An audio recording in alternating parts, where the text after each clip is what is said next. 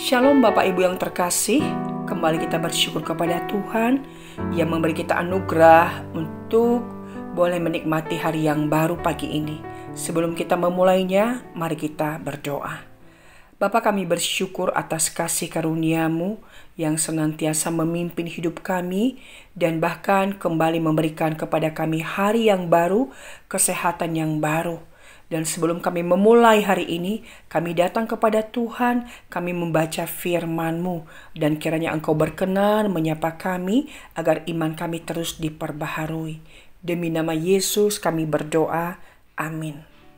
Pagi hari ini saya mengajak kita untuk membaca di dalam Wahyu pasal 2, ayat 18 hingga 29. Namun saya mengajak kita membaca pasal 2, ayat 19 dan 20 saja.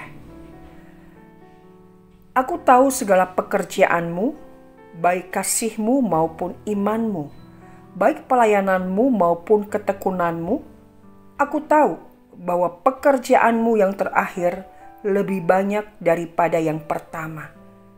Tetapi aku mencela engkau, karena engkau membiarkan wanita Isabel yang menyebut dirinya nabiah, mengajar dan menyesatkan hamba-hambaku supaya berbuat zina dan makan persembahan berhala.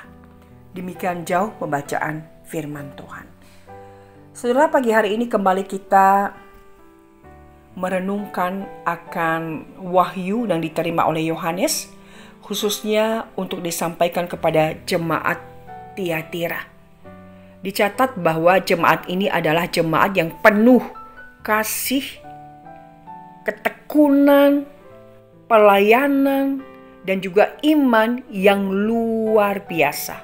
Bahkan dikatakan pekerjaan mereka yang terakhir jauh lebih luar biasa daripada yang pertama. Tetapi meskipun demikian, iman, kasih, ketekunan, pelayanan, pekerjaan mereka, tapi Tuhan mencela. Mengapa? Karena mereka membiarkan seorang nabiah Isabel yang menyesatkan jemaat Tiatira sehingga jemaat itu menjadi berbuat zina, perzinahan rohani dan menyembah kepada berhala.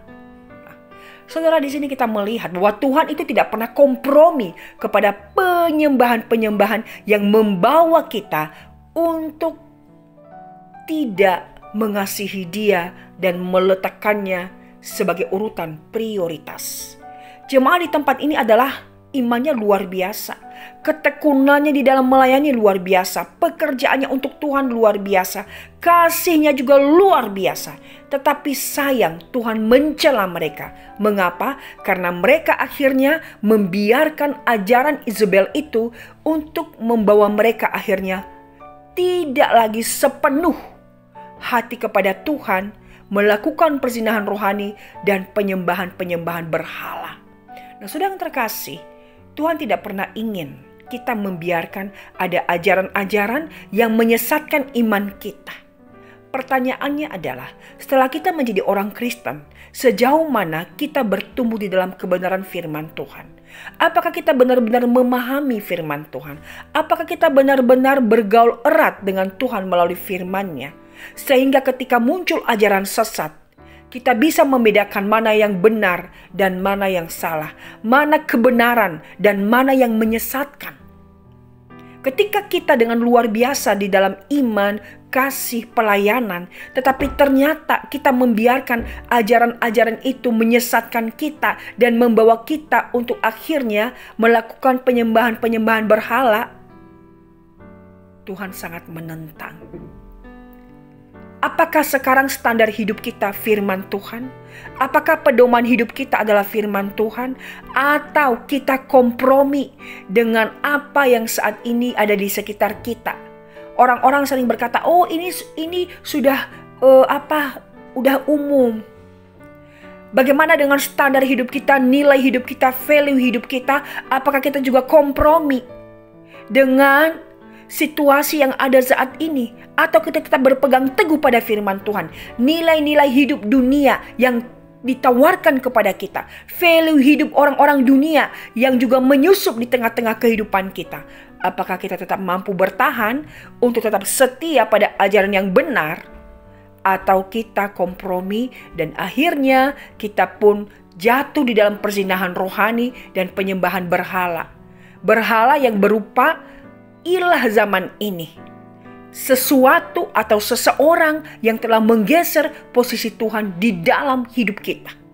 Itu bisa seperti pekerjaan kita, gadget, atau mungkin hal-hal yang lain.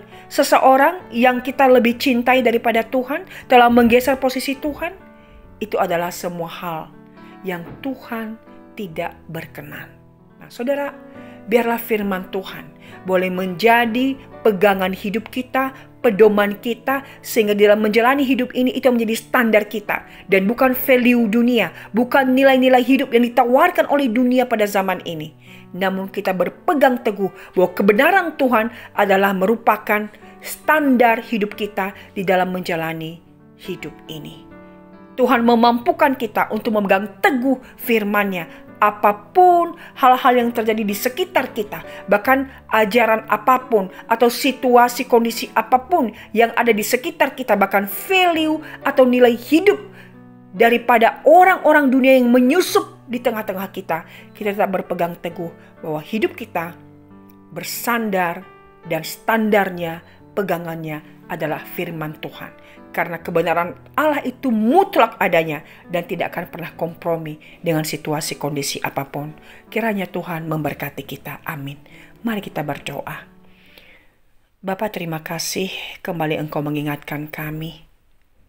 Ketika kami mengikut Tuhan, sejauh mana kami berpegang teguh pada firman-Mu dan sejauh mana kami memahami, sehingga kami tidak mudah goyah ketika ada ajaran-ajaran yang muncul di sekitar kami, yang menyesatkan kami untuk meninggalkan iman kami, dan untuk memudarkan kasih kami kepada Tuhan, untuk membuat kami ragu akan kasih Tuhan. Dan dunia ini pun membawa kami untuk akhirnya larut di dalam ilah zaman ini. Apakah itu berupa sesuatu atau seseorang yang membawa kami tidak lagi bisa memprioritaskan Tuhan, menggeser posisi Tuhan dalam hidup kami.